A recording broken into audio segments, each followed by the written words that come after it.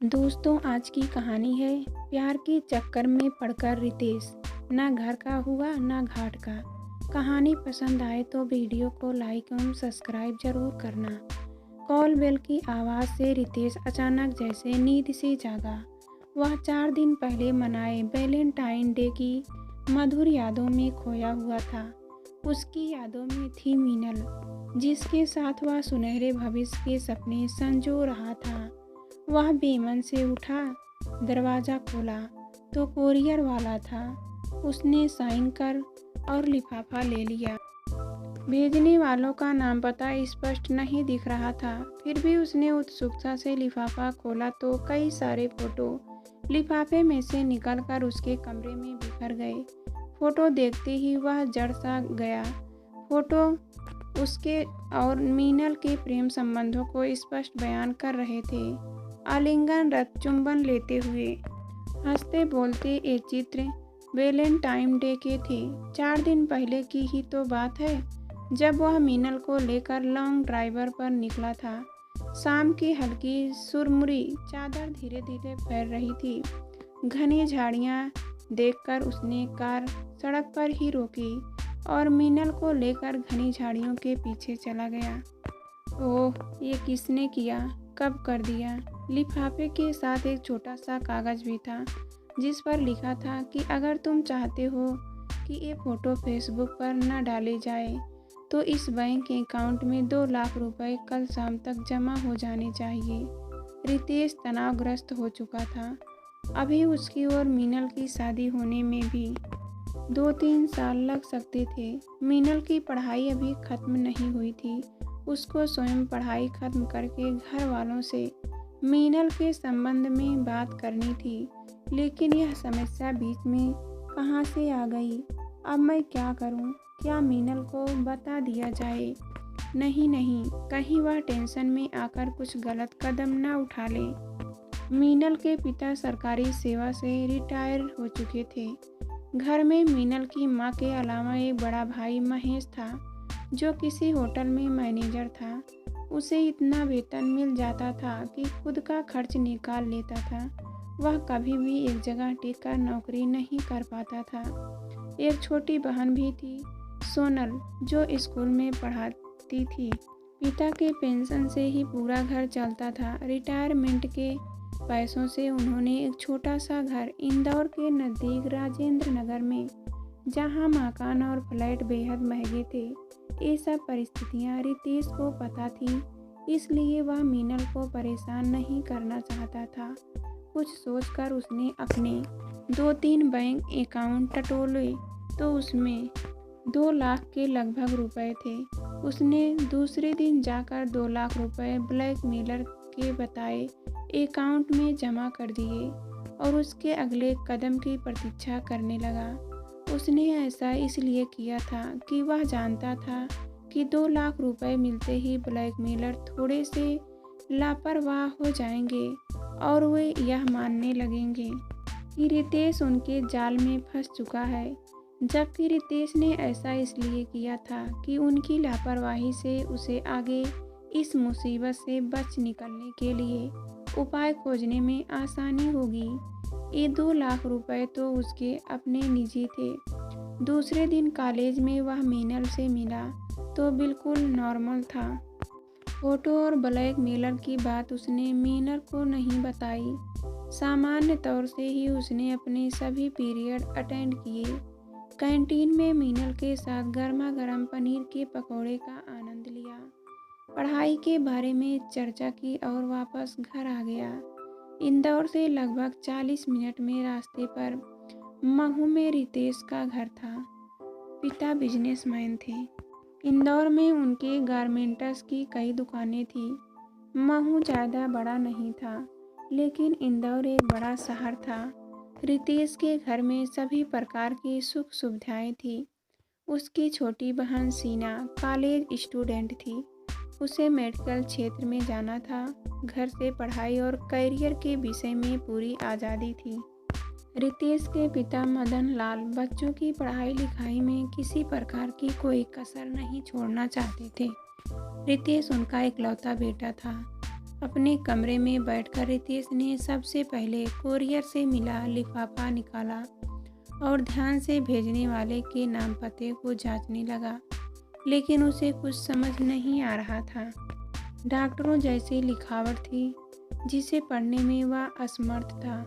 फिर उसने कोरियर का नाम देखा, बॉबी कोरियर सेवा, यह तो इंदौर में है। वह तुरंत उठा, लिफाफा लिया, अपनी गाड़ी निकाली और इंदौर की तरफ चल पड़ा। लगभग आधे घंटे भर में वह इंदौर पहुंच गया। स्टेशन क्षेत्र के व्यस्त बाजार में उसे बॉबी कोरियर तलाशने में ज़्यादा समय नहीं लगा। लगभग 20 मिनट बाद वह बॉबी कोरियर पर था। कोरियर वाले से उसने लिफाफा दिखाकर पूछा कि थोड़ा याद करके बताओ कि माहू के लिए यह लिफाफा कोरियर किसने किया। कोरियर वाला बोला, सर यहाँ तो सैकड़ों कोरियर आते हैं, ऐसे में कैसे ठीक ठीक बताया जा सकता है। रितेश बोला, लेकिन भेजने वाला कौन था?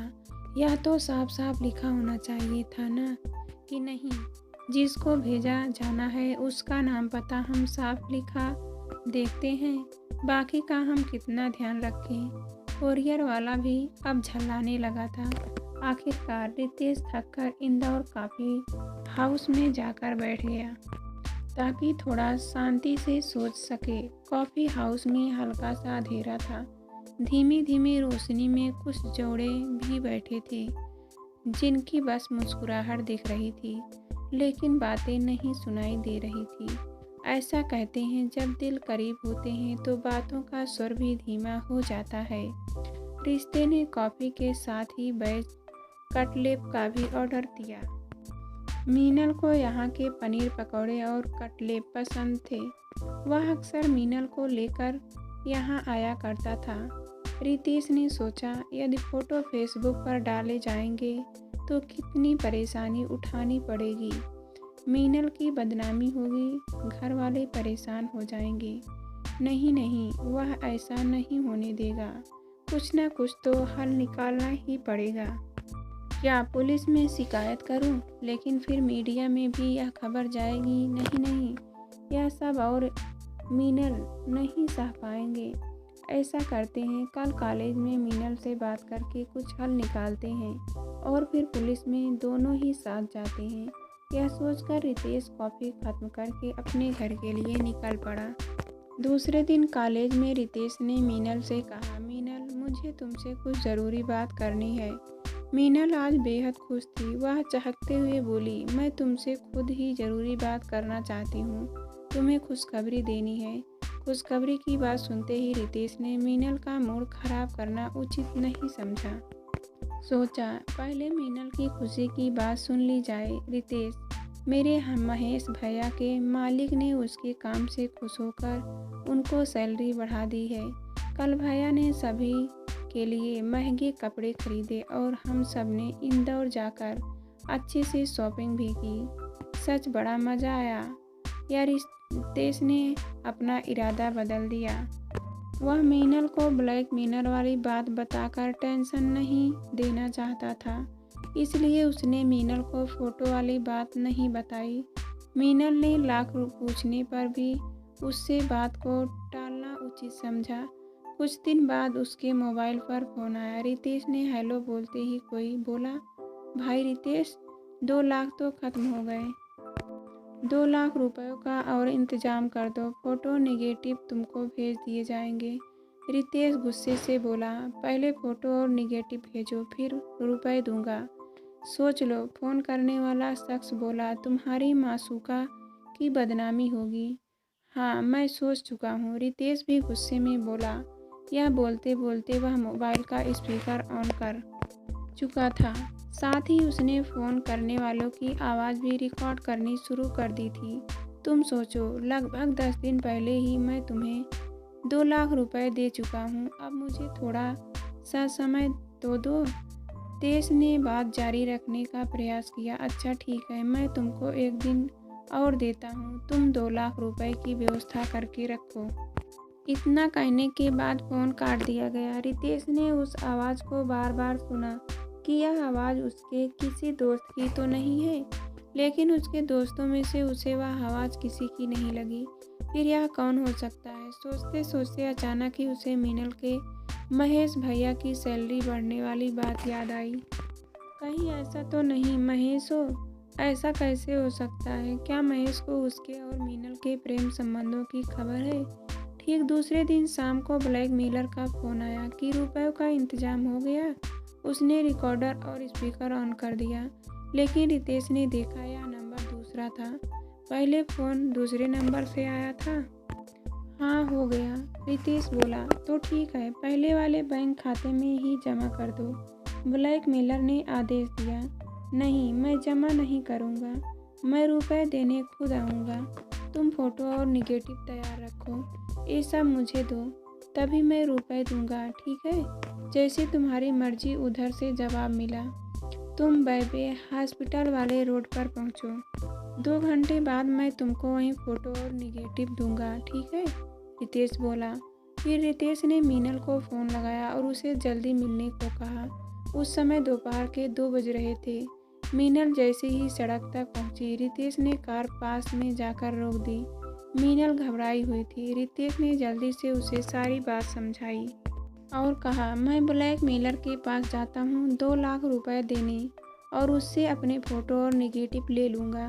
1 घंटे तक मेरा इंतज़ार करना, उसके बाद पुलिस के पास जाना नहीं।